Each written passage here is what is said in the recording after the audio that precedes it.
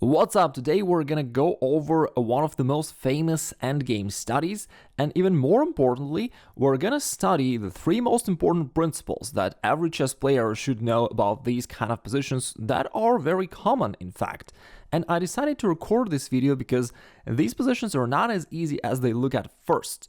While at first it looks like, White's probably just gonna go there, capture the opponent's pawn, and after that push your own pawn forward, and that is it. But in fact, there are, once again, three aspects of it that you need to keep in mind, or else you will not achieve the desirable result. Once again, it's not that simple. Recently, I watched a game where a grandmaster lost a similar position while thinking that he could achieve a draw. Here's how he commented on this himself. This is losing. I just didn't have time. I didn't have... Oh, fuck. Tough one, eh? Just to make sure you don't find yourself in a situation like that, you need to know the three rules we're going to talk about. Well, of course, the Grandmaster probably knew the rules, it's just that due to the time trouble at the end of the game, it's harder to apply these rules practically. But anyway, if you know them really well, you'll certainly be able to do that. Anyway, you may think, by the way, about this position for a second yourself and think how you would play here as white. And if your choice was the move king to c3, then it is actually a wrong move, even though this is obviously the most natural, the most straightforward move to try to go after the pawn and capture it. But in fact, there is an interesting trick that black can use here. They can push their pawn to a3. Knowing that white is going to capture that pawn anyway, black wants to relocate the white pawn from the b file to the a file, because if you have that pawn on an a file, such as in this case, in the vast majority of the cases, that is a draw. Usually the pawn on the edge, either on the a file or on the h file, cannot win the game. Because after you keep advancing forward and both kings will probably run towards that promotion square, at the end of the day we'll get a position like this. And the problem for white here is that there is no way for white to kick the opponent's king away from this square which blocks your pawn from being promoted. And the only thing white can achieve here is a stalemate position after playing pawn to a7. And that is why having the pawn on the edge, such as the a file, is usually unfavorable for you. Basically, there is only one exception to the positions like that. When your pawn is on the edge, or actually works for pawns on other files as well, there is a rule of the square, which just can help you easily identify whether your king, whether the opponent's king will be in time to stop the pawn, or whether the pawn will run and rush towards the promotional square earlier. So how do you know that? You need to imagine a diagonal from your pawn towards the back rank, and from there you finalize the square. And the rule of the square states that if the opponent's king can enter that imaginary square, then it will be on time to catch your pawn. And if not, if it's outside of that square, then white will win. So this trick just allows you to quickly see whether you're winning or you don't. In the current position, for example, the black's king is already into that square, and therefore it is a draw. Let's come back to the starting position of this puzzle and see what is the correct way for white. Since we already know that king to c3 does not work, well, there are not that many alternatives. White needs to go after black's pawn, but using another way of going there. And white instead should go king to b1, trying to get the pawn through this maneuver. And after that, of course, to start pushing his own pawn forward.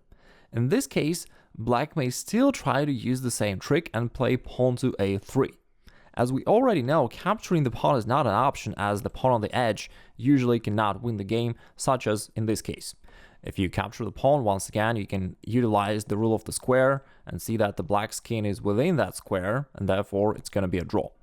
Therefore, white needs to also pull up the trick, and that is why white needs to go pawn to b3, and after that, go and capture the pawn. You may wonder, if white is going to push their pawn forward anyway, why not to move it to b4 here at this point instead of going pawn to b3? Why not to go pawn to b4, which would only help white to accomplish their goal faster? But white doesn't want to do this because they want to keep their king in front of the pawn, not behind it. And that is the second rule worth remembering, second endgame principle. If your pawn is in front of the king, it cannot win the game. Let me show you why. Let's imagine what's going to happen next. So both kings are running towards the pawn, and the problem for white is right now the black's king is blockading the white's pawn, and it just can't move forward, The white's king also cannot advance because the black's king is controlling all these squares. So not the king nor the pawn can't really move forward, and black is just going to keep up this blockade forever. And again, if we were just going to imagine what's going to happen next, so in the next moves, black will simply... Oops, this is the right way. Black is just going to keep up the same position. And again, the only thing white can achieve here at best is a stalemate, and it is a draw. Now, finally, we can come to the solution of this puzzle. And once again, it's not just this particular puzzle. These are the three most important rules that you need to keep in mind so that you master these kind of pawn endgames. All right, therefore, white goes king to b1. Black tries to trick white into relocating their pawn to the edge, but white stays cool and plays pawn on b3 to not only keep this pawn on the b file, but also to keep it closer so that his king can move and appear in front of the pawn. Let's see what can happen afterwards. Let's say both kings are running towards the pawn, and now you can see the difference. When your king is in front of the pawn, it controls all these squares where your pawn is gonna go forward to.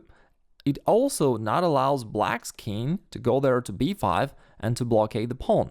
And therefore, in this case, it is much easier for you to advance the pawn, and that is why it makes sense for you to keep your king in front of the pawn so that it can support the pawn.